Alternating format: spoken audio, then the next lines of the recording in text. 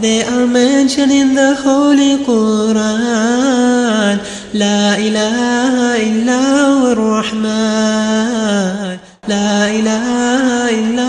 ar-Rahman. الرحمن الرحيم المالك القدوس. بسم الله الرحمن الرحيم. إن الحمد لله نحمده ونستعينه ونستغفره ونعوذ بالله من شرور أنفسنا وسيئات أعمالنا. إنه من يهده الله فلا مضل له ومن يضلل فلا هادي له. أشهد أن لا إله إلا الله وحده لا شريك له وأشهد أن محمدا عبده ورسوله بلغ الرسالة وأدى الأمانة وكشف الغمة ومحى الظلمة وجاهد في الله حق جهاده حتى أتاه اليقين. أما بعد فإن أصدق الحديث كتاب الله وخير الهدي هدي محمد صلى الله عليه وسلم وشر الأمور محدثاتها وكل محدثة بدعة وكل بدعة ضلالة وكل ضلالة في النار. درسيغان ودرسيغا اللباد أو أنك قهد لينو رمضانك إيا قرآنك. waxaynu horey u soo sheegnay quraanku inuu laba jeer bisha ramadaan soo degay markii hore isagoo jumla waahida ah inuu ka yimid min al-lawh al-mahfuz ila bayt al-izza fi as-samaa' ad-dunya habeen laylatul qadri aw bisha ramadaan kamida ayaa la soo dejiyay inna anzalnahu fi laylatin mubarakah habeenka barakaysan oo bisha ramadaan kamida oo ku qarsoon oo kunka bilood ka khayr badan ayaa la soo dejiyay markii labaad waa markii jibriil uu yimid alayhi salaam nabi muhammad sallallahu alayhi wasallam isagoo 40 jira oo qaarul hira ku cibaadeysanaya dabeetana quraanku uu ku soo degay oo ay ku soo degtay iqra bismi rabbika alladhi khalaq 17 ramadaan ayay ahayd sida daraadeed yani waxaad halkaas ka garanaysaa cilaaqada ka dhaxaysa ramadaanka iyo quraanka waxaynu soo sheegnay qaar fara badan oo salafkii kamid ah oo aad iyo aad ugu dadaalay bishan ramadaan oo wax walba meel iska dhigay in ay oo u go'ay quraanka waxa inuu ku dambeeyay ibn Asakir oo soo sheegnay oo wiilkiisu uu ka sheegay inuu bisha ramadaan quraanka dhameyn jiray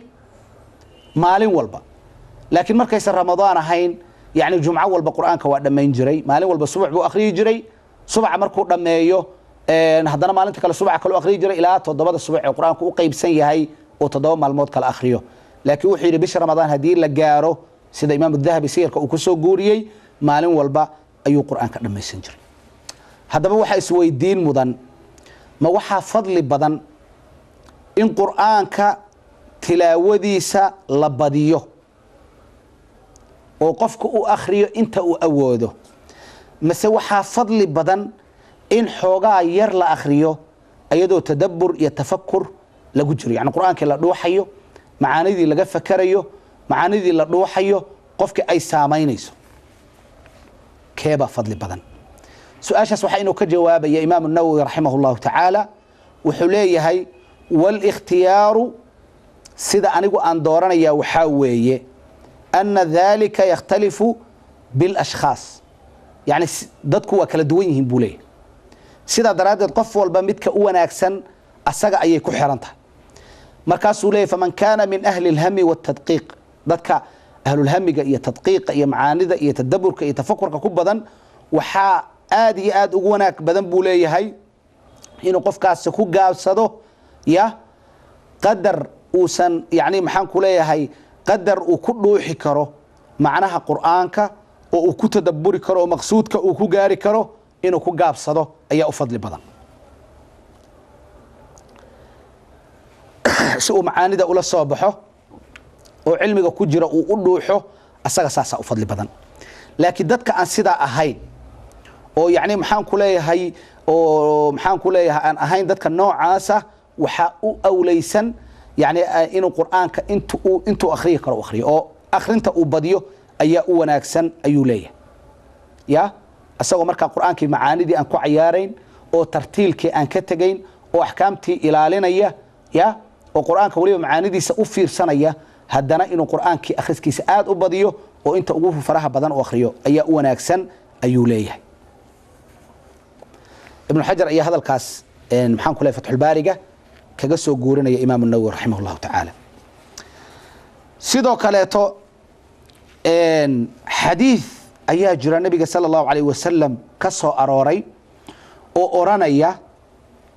xadiidka Abdullah ibn Amr baa warinaya wuxuu leeyahay rasuulka sallallahu alayhi wasallam wuxuu yiri لا يفقه من قرأ القرآن من أقل من 3 قرآن كما فهمين مطروحين يا ومدق يالان قفكي قرآن كأخرية يعني كل ما يقرآن قرآن صدح مع الموضوع خير يعني قفك مالنتي إنه 8 جزء أخريه سيدا أقوانا أكسن قفك قرآن بدن أخرنا يواساس أي حديث كاس لقى فهمية مركا إن صدح مع الموضوع كبدن خير قرآن كالقول لما يو يعني وحوي حديثك وحشيجيا إنه سنقفك فهمين marka salafkiina waxa la soo sheegay bisha Ramadaan sida Imam Shaafici oo kale inuu maalintii laba jeer dhameyn jiray Ibn Asakir maalintii inuu mar dhameyn jiray ya rag qaybtood inay hal ragca ku dhameyn jireen sida Uthman ibn Affan iyo kaleeto marka sidee baa la isu waafajinaya arinta iyada ah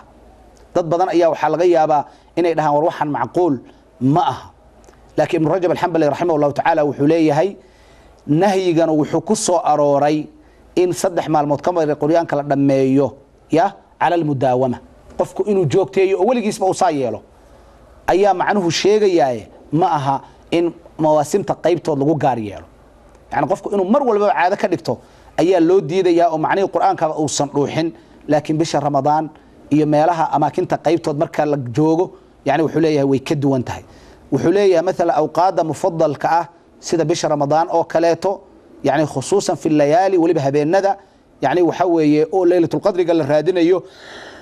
او تمنك دنبا iyo meelaha fadliga leh sida dadka Makka tago oo reer Makka ahayn iyagu oo marka Makka taga oo Allah subhanahu wa ta'ala uu mar uun geeyo yani waxa u fadli badan buu leeyahay inay quraanka aad u akhriyaan ya bish Ramadaan in quraanka aad loo akhriyo hadii Ilaahay xaramka ku geeyana in quraanka aad loo akhriyo dadka Makka degan hada iyagu waa ahlu Makka ee dadka yani waafidiinta oo Makka u soo wafdiyaya ayaa laga hadlaya Soomaalidu waxay ku mahmaada hal maalin bay ceel joogtaa yani Ramadaan hadii alla ku gaarsiiyo Ramadaan waxa weeye markaas aad joogtaa ka faraqabso hadii xaramka alla ku geeyo markaas aad xaramka joogtaa ka faraqabso saasu marka uu kuleeyahay marka hadii ay tahay mudaawama waa laga fiican yahay bulay Rajab laakiin hadaysan mudaawama ahayn bisha Ramadaan lagu dadaalo quraanka intii la dhameyn karo in la dhameeyo oo markii Makka alla ku geeyo lagu dadaalo xaramka in quraanka intii la dhameyn karo lagu dhameeyo arinta iyadu waxa weeye kuma jirto ayuu leeyahay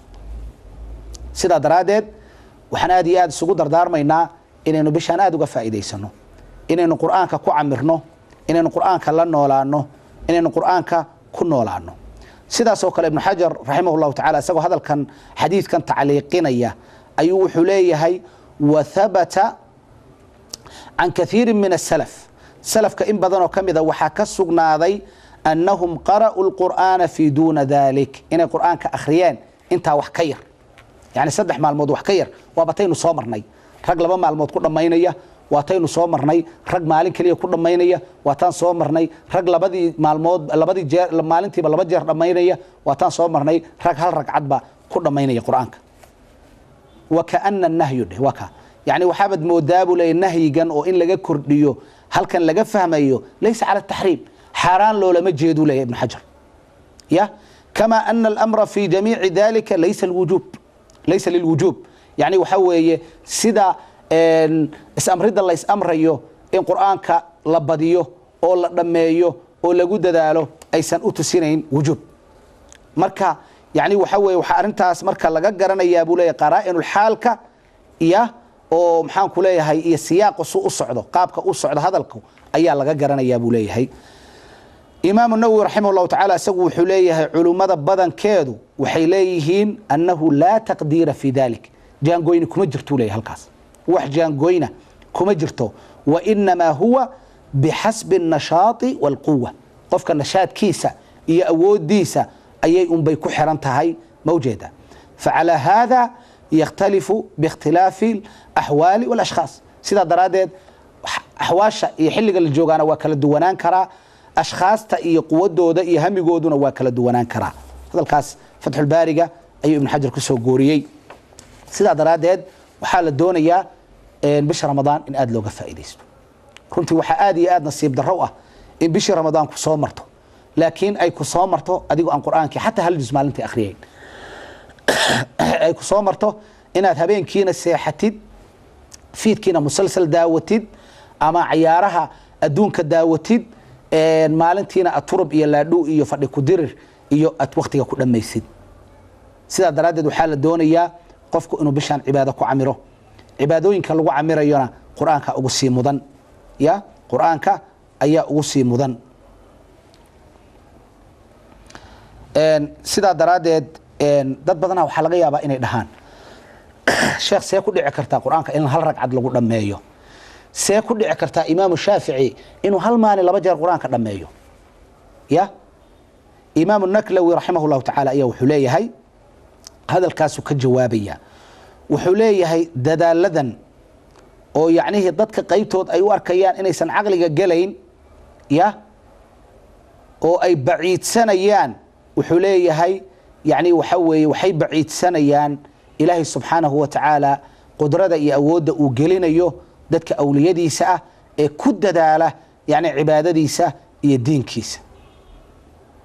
maxaa yeelay dadkan aan ka sheekaynay dad cawaam ama ah yani waxa weeye yani waa khaasatu nnaas salafkii weeye dadka laga waramayo ilaahay subxaanahu wa tacaala markay dadaaleen isaga ayaa awood siiyey in ay mujaahadaadkaas iyo dadaalkaas ay sameeyeen sidaa daraaddeed yani waxa weeye wuxuu leeyahay arrintaa iyada ah lama baciidsan karo waxaaba kaaga sii daran buu leeyahay inaan la baciidsan karin hadalkan waxaa soo guuriyey a'immadii muslimiinta ee lagu kalsoonaa ka abi nucaym وابن الكثير محان كلها هاي والصنعاني وابن حجر المكي وابن الحجر العسقلاني والسيوطي رحمهم الله والنووي يا والذهبي ومن يحذو حذوهم رجل مذا أي سوغوري أي لي يا يعني وحوي رجاس أي سوغوري مر هذه بيهقي إيو ذهبي إيو نووي إيو ابن حجر إيو صنعاني إيو يعني أي سوغورين أيان هذا ماشي محابا يالا وحلا أي مدي ثقاد هيد با سو غوريي هذلكو كوتين معها شيكو معها سيدا درادين وحانا سوماليدو dadka quraanka aad u yaqaanay kamid tahay anigu waxaan isku xaafada haan jirnay wiil dhalinyaro ah waxaan u malaynayaa xaafadii Madiina Xamar nala deganaa mahad baa la oran jiray aan u malaynayaa magaciisa wuxuu ku guuleystay tartamada quraanka oo xaafada ayuu dhowr jeer ku guuleystay kii isbahaysiga lagu qaban jiray oo Soomaaliya oo dhan ayuu ku guuleystay ilaa markii dambe laga mamnuucay inuu kala isbahaysiga ka qayb galo wiilka waxaan garanayaa yani quraanka maalin walba uu dhameyn jiray salaada duhur wuxuu tukanayaa isagoo 15 juz dhameeyay maghribka tafsiirka sheekh Abdulqaadir sheekh Abdullah masjidka rahma wuxuu imaanayaa maghribka asagoo 15 kala dhameeyay wiil dhalinyaro abu ahaa baadiya laga keenay asagoo xaafid quraan uu yimid tajwiid ku xamar ku bartay مخايد أديركي ليه هاي ومدينة كتال ولا لها الأورنج وعنتها كعون جري يعني وحوها قرآنكو صاحب لها يعني وح براكتي كانوا أركيوي وحشاك أما ضد بدن أو حرتي بزيد رحمة كنت حنان جرتي هدي لو ويدينا ويجرن كران نكاس ولا اللي يراه أيوها سيدا درادد وحوي ضدك قرآنك أددالة وجهدك جلية وقرآنك حفظية وأهل القرآنك وحاسدوا كلا دمشق ودا جوج jirnay wiil dhalinyaro oo Soomaaliya wala garanaya isagana dad badan oo reer Dimashq garanaya xaafadta la yiraahdo ka imaanaya bas buu soo raacaya wuxuu masaakin barza imaanaya 5 juz oo quraan isagoo bas ka soo dhameeyay intuu tal iyo masaakin barza dhexdeeda soo socdo sida daraadeed yani dadka ahlu quraanka ah ilaahi subhanahu wa ta'ala maadaama ay quraanka xifdiyeen maadaama carabkooda ay bareen alla subhanahu wa ta'ala waa usii fududaynaya قف وقت جيس أردن قرآن كجليي يعني وحوي مسهلنا سيدا سوكلا ابن رجب الحنبلي واتين إنه شيء يعني أرنتن يعني واجتهادات سائغة ودتك كإيمان كره وأنا دتك أحواش شودا إيه نشاط كودا إيه هم جودا إيه قوة دودا أي كوكا لحرنان كرتا سو مجد حديث كالنبي قول شيء صلى الله عليه وسلم يعني واتي شيئين علماء مداومة أيال الديدة يعني ما أهبالك ابن الإمام النووي سقوا حبلي وحجان قويرو كجرتا مجرتو سو مجد مركا إن قرآن كسال لو دائما أو معلوم والبالله يسكر ما يو ولا جفي عيه لكن إنه بشر رمضان قف كدلالة إنتو لما ينكر ما يو إياه فضل جارة أيا كجرة فضل جارة أيا كجرة سيدو كلاته بشر رمضان waxaa kulmaya oo qofka muslimka u kulmaya soon iyo qur'aan qofkii waana sooman yahay qur'aanna waa akhrinaya soo uma jeedid yani waxa weeye qur'aanka iyo soonka qofka markay u kulmaana yani waxa weeye laba khayr oo waaweyn baa u kulmay maxaa yeelay qur'aanka iyo soomku labaduba way shafeecayaan maalinta qiyaamo ya soomkii wuu u shafeecayaa qofkii nabiga sallallahu alayhi wasallam xadiiska ka sugnaaday wuxuu leeyahay nabigu sallallahu alayhi wasallam الصيام والقرآن يشفعان صونك إيا قرآنك وشفاعيان يا للعبد يوم القيامة ما لنت قيامة يدينك وشفاعيان يقول الصيام صومك وحو أرانيا أي رب يوم منعته الطعام والشهوات بالنهار ما لنت وحن أديدي إنو عنتدي يعبتانك وعنو وعبه إيا شهوات كيسي حاس كيسي وحبوه بانا أردن ما لنت أنا كم ممنوعي فشفعني فيه أنا يقول شفاع qur'aankii baa kuu qareemaya isagaa ku advocate garaynaya wuxuu leeyahay anaa qofkan qareen u ah looyarkiisii baan ahay anaa maalintii u diiday cunid iyo cabitaan iyo shahawaad anaa u diiday aniga igu shafaac wayaquulu lqur'aan qur'aankiina wuxuu odhanayaa rab manactuhu nnawma rabbiyow waxaan u diiday hurdadii ayaan u diiday billayli habeenkii inuu seexdaan u diidayoo anigu i akhrinayay fashaficnii fiihi aniga igu shafaac ya markaasaa labadoodaba yani waa laga shafeeco aqbalayaa xadiidka imaamu axmed baa wariyey ya imaamu axmed ayaa warijiyey riwaayadda ibnu maaja iyada yani waxa weeye iyaduna waxay leedahay sidaas oo kale yajiiu lqur'aanu yowma alqiyaama karajul shaaxib qur'aankii baa imaanaya isagoo qof ah buu imaanaya markaasuu wuxuu odhanayaa ana aladii ashartu laylak waxaan ahay kii habeenkii ku soo jeediyey ya yani waxa weeye oo ku oomiyey maalintiina waan ku oomiyo anaad akhrinaysay habeenkiina waan ku soo jeediyey oo anaad akhrinaysay oo waad igu tukanaysay saasuu qur-aanku oran doonaa yani ziyaadadaasi soo kordhisay riwaayada ibn maaja marka bishan markaad qur-aanka ku dadaashid waxaad helaysaa labadaa shafeeco soomkii iyo qur-aankii labaduba inay adiga oo keligaaya ku qareemaan oo ilaahay subxaanahu wa tacaala uu shafeecadooda ku aqbalo ilahay waxaan weydiisanayna inuu shafeecada qur-aanka iyo soomka alle subxaanahu wa tacaala ku aqbalo inuu naga mid dhigo wey sidaa daraaddeed qofka mu'minka ah bisha ramadaan waxaa u kulmaya يعني لبا ددال با أكلمية لبا جهاد با أكلمية سيدا ابن رجب أوليه أن المؤمن يجتمع له في شهر رمضان جهادان لبا جهاد با أكلمية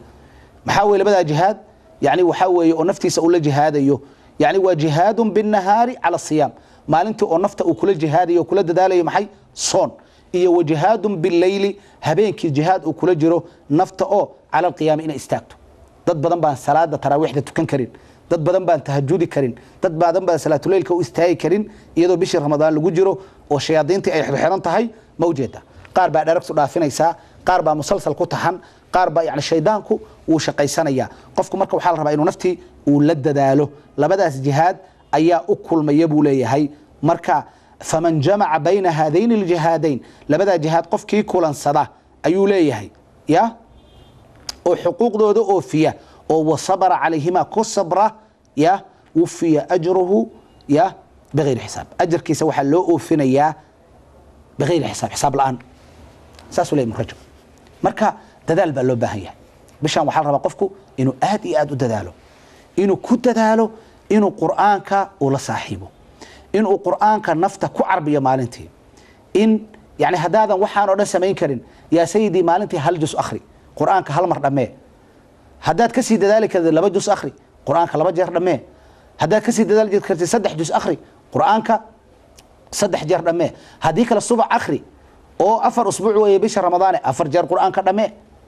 سو مجهد يعني هداد كسي بدين كرتيد ويعني كسي بدي هداد قرآنك حفظ سنة هنا بس كمركا سارنتها قرآنك أخري أدو طريقة اسكسو عند قرآنك أخري أدو قريقة جوغة قرآنك أخري قبل هداي قرآنك حفظ سنة هاي يا أما أنت كحفظ سنة هاي إيادو هوش هذا هاي ستا يا oo afurkeedii iyo suugadeedii waxaad iska samaysanaysaa ay quraanka akhri karta soo mujid lidalika marka waxa weeye qofku inuu carabkiisa uu quraanka baro oo ku dadaalo ayaa la rabaa marka bishaan quraan gaara ayay leedahay yani waxyaabaha ay gaarka la tahay waa in quraanka aad loo akhriyo waxa kamid ah oo ku tusinaya in quraanka aad loo akhriyo inay bishaan gaar la tahay salaada taraawiixda ayaa la jideeyay salaadaas waxa way quraanka ayaa la akhrinaya habeen walba juz quraana ayaa lagu tukanaya soo ma jeed lidalika marka waxaad arkaysaa imaamkii habeen yani bisha ramadaan quraankii uu dhamaynaya oo dadkiina way dhageysanayaan kaanama waxaad moodaa in salaadan taraawiixda loo jideeyay in imaamkuna quraanka akhriyo dadkuna quraanka dhageystaan saasaad bamoodaysaa nabigeena sallallahu alayhi wasallam wuxuu ahaa bisha ramadaan marka la gaaro qiyaamka aad buu u dheereyn jiray qiraa'adana aad buu u dheereyn jiray mawjeeda sida imaam ahmed rahimahullahu ta'ala xadiidka xudayfa oo wariyay wuxuu leeyahay waxaan u imid nabiga sallallahu alayhi wasallam ayaan u imid fi laylatin min ramadaan habeenada ramadaan kamida nabiga u imid sallallahu alayhi wasallam faqama yusalli nabigu waa istaagay isagoo tukanaya فلما كبر مركو الله أكبر يري النبي صلى الله عليه وسلم يعني الدعاء أخرسته مركا النبي صلى الله عليه وسلم الله أكبر ذو الملكوت والجبروت والكبرياء والعظمة يعني دعاء داس أي أخريه ثم قرأ البقرة سورة البقرة أخريه مركا سورة البقرة أي أخريه ثم النساء سورة النساء بو أخريه ثم آل عمران بو أخريه في ربل النبي صلى الله عليه وسلم وهل رقعين تاس مركاسه حجر حديفة لا يمر بآية آيات ما مريو آيات التخويف آيات أو عبس الجليني سقفك ما مريو إلا هدو مرو وقف عندها واستاجي يا وحوي وكو استاجي من تسبيح كما يدهل يسادي تمادو وكو استاجي إذن وتسبيح سنة ثم ركع مركاسه الركوعي يقول إسقوله سبحان ربي العظيم أسقوله أي ركوعي مثل ما كان قائما انتي وبقرة يا آل عمران يا النساء أخرين يأكله أي مكان نبي ركوع سنة صلى الله عليه وسلم موجهده ثم رفع رأسه مركاسه مدح كور قاضي قال سمع الله لمن حمده ساسو يري موجهده ربنا لك الحمد مثل ما كان قائما انت تاغنا او كلو هدانا تاغنا ثم سجد وسجودي يقول اسقول سبحان ربي الأعلى مثل ما كان قائما انت تاغنا او كلا انت ان لأج ثم رفع رأسه مركاسه هدانا مدح كور قاضي او يعني جلسدي لبدا سجودود ودخايسا ايو فريستي قال رب اغفر لي مثل ما كان انت وتاغنا قائما او كلا ايو ايدنا ساسو كل افديي ثم سجد وسجودي يقول اسقوا له سبحان ربي الاعلى مثل ما كان قائما انت وتاغنا او كلا موجود ثم رفع راسه مركاسو مدحيسا كور قاداي فقام واستاغي يعني فما صلى الا ركعتين حتى جاء بلال فاذنه بالصلاه موجود الى بلال ويمدو صلاه دي وادمي يعني لبا ركعه ما هي wax kale ma uu tukan xadiiska imaam ahmed ayaa wariyay marka waxa arkaysa nabiga sallallahu alayhi wasallam sidoo ugu dadaali jiray bisha ramadaan inuu quraanka akhriyo hal ragco ayuu wuxuu ku akhrinaya suuratul baqara nisaa al imran lidalika maxad adigu marka u malaynaysa hadii nabi maxamed sallallahu alayhi wasallam oo dambigiisa hore kiisa dambe la dhaafay uu saayeelayo sidaas oo kale umar wuxuu amray ubay ibn ka'ab iyo Tamim ad-Dari inay dadka tujiyaan oo taraawiixda ay tujiyaan bisha ramadaan mawjida qaarigu wuxuu akhrinayay labada nin wuxuu akhrinayay mid walba bil 200 fi ragca 200 oo aayadood buu halkii ragca ku akhrinayay ya mawjida ila dadka qaybtood yani maaragta wax la cuskado oo la daalo yani halkii ragco ayaa 200 oo aayadood lagu akhrinayay way mana aysan ka tagayn salaada illa fajrku markuu soo dhawaado mooyee saasay ahaayeen salafku say ugu dadaalayaan yani quraanka inay akhriyaan bishaan ramadaan aad baad runtii ula yaabaysaa mawjid qiyaamka ramadaanka yani salafka qayb kamidihi yani saddexdii habeenba marbay quraanka ku dhameyn jireen ya qaarba todobadii maalmoodba mar ku dhameyn jiray quraanka qaarba sibay ahaayeen sida daraadeed waxa la rabaa inaynu salafkii ku dayano oo aynu quraanka la saaxiibno waxaan ku soo koobayaa darsiga saddex arimood arinta koowaad waxa weeye qofku inuu aad ugu dadaalo quraanka inuu akhriyo oo quraanka uu badiyo oo quraanka uu dhameeyo intii uu dhameyn karo ya sidoo saas u sameeyana waxa loo baahan yahay inuu naftiisa jadwal u sameeyo inuu jaangooyo quraanka uu ka akhristo oo go'aansado si uu markaas u joogteeyo مسارك لبعض أو أيضا الربع وحويه إنه قفك وكد دالو وسمايستو قراءة أدو أخرين haddana qur'aanka inaad ta'ammul iyo tadabbur ku akhridid haddii kale adoo qiraa'ada degdega ah waqta qiraa'ad tartiib kuugu socota samayso oo qur'aanka aad ku tadabburtid oo macnihiisa aad ku dhuuxdid si aan qur'aanka tadabburkii iyo macnihii uusan kuu dhaafin midda saddexaad oo iyadana loo baahan yahay waxaa weeye oo laga rabo qofku inuu ku dadaalo qur'aanka inuu wax ka xifdiyo oo qur'aanka uu muraajaceeyo sidaa daraaddeed naftiisa wuxuu u samaynayaa jadwal yawmi ah oo qur'aanka u xifdiyo maalan 5 aayadood qur'aanka maalintii inaad xifdidid inaad 10 aayadood xifdidid inaad maaragtaa maxaan ku leeyahay yani inaad jaangooye samaysatid rag baan garanaya anigu jooga hadeer oo qur'aanka 8 bilood ku xifdiyay baan garanaya Sheekh Abdullah Baashi oo reer Burca ah reer Madiina baan xamar wada ahaan jir waxaan garanayaa 8 bilood buu qur'aanka ku xifdiyay yani maalin walba hal maqro oo qur'aan ah ayuu xifdiyi jiray waxaan garanayaa isagoo musxaf yar ku haysta farti ugu dhex jirto oo dariiqa maraya oo akhrinaya qur'aanka lidalika qofku haduu dadaalo yani wuxuu samaysan karaa jadwal oo qur'aanka uu ku xifdiyo ayuu samaysan karaa saddexda arimood marka qofku waa inuu yeeshaa inaad qur'aanka intii aad dhamayn karto bisha ramadaan aad dhamayso waa kow in aad samaysato qiraa'ad tartiib kuugu socoto oo tadabbur iyo macaanida inaad dhuuxdo aad ku akhridid inaad samaysato jadwal qur'aanka aad ku xifdidid saddexdaas masaar haduu qofku samaysto waxa u fududaan doona inuu qur'aanka u xifdiyo waxa u fududaan doona in uu qur'aanka cilaaqo weyn la yeesho inuu qur'aanka cilaaqo weyn la yeesho waatuu Usmaan Yuusuf oo lahaa malcaamad waxa loo tagaa qur'aan maxabadiisi yani dugsiga qur'aanka waxa aabaha iyo hooyada ku geeyeen waa jacayl iyo muxubbi ay qur'aanka u qabaan markaas wuxuu leeyahay subaca aynu meerinaynaana waa mahad ilaahay يعني القرآن كلا سبعين أيوه وتقرني صندوقسية ده مركي اللي جري إن القرآن كأنت الله صوفر يستو ولا سبعيه ولا مدارسيه ولا مراجعيه يعني يدنا وحكينا يسا القرآن كإن لا حفظيه إن لا إلاليه سنة وناكسن بي أحد وحنا الرباء هدي رفتي كده السنة هاس أما طريقة إن لسوعليه إن القرآن كلا سبعيه خاصة بشهر رمضان وحنا قرنا إياه يعني صوماليا خاصة قبل هذا كونفريد خاصة مقدشو يباي يبكول يمركئيه يعني waxaan garanayaa bisha Ramadaan inkastoo mar walba subax uu socon jiray bisha Ramadaan hadana subax joogta ah ayaa subax iyo galab iyo habeen masaajidda ka socon jiray oo ardada xifaada ah isugu timaado oo kuwa 10 juz xifdisan markii 10 ay yaqaanaan la gaaro ayay galayaan Soomaalida garan markaasa Soomaalida Ilaahay subhanahu wa ta'ala wuxuu siiyay dad fara badan oo Quraanka aad iyo aad u xifdisan ila dadka qaybtood ayba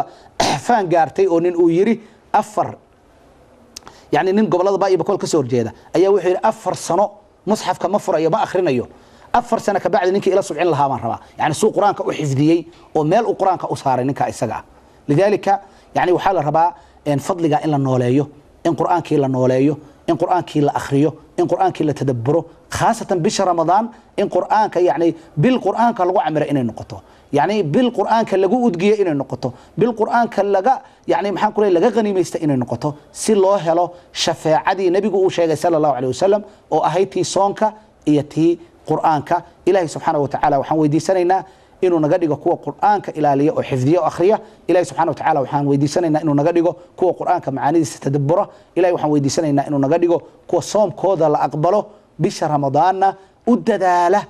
quraanka inay akhriyaan inuu ilaahay naga mid dhigo kuwa quraanka iyo soomku bisha ramadaan ay maxaan ku leeyahay maalinta qiyaamo ay u shafeecayaan Allah subhanahu wa ta'ala a'lam. They are mentioned in the Holy Quran. La ilaha illa ar-Rahman. La ilaha illa ar-Rahman. الرحمن الرحيم المالك القدوس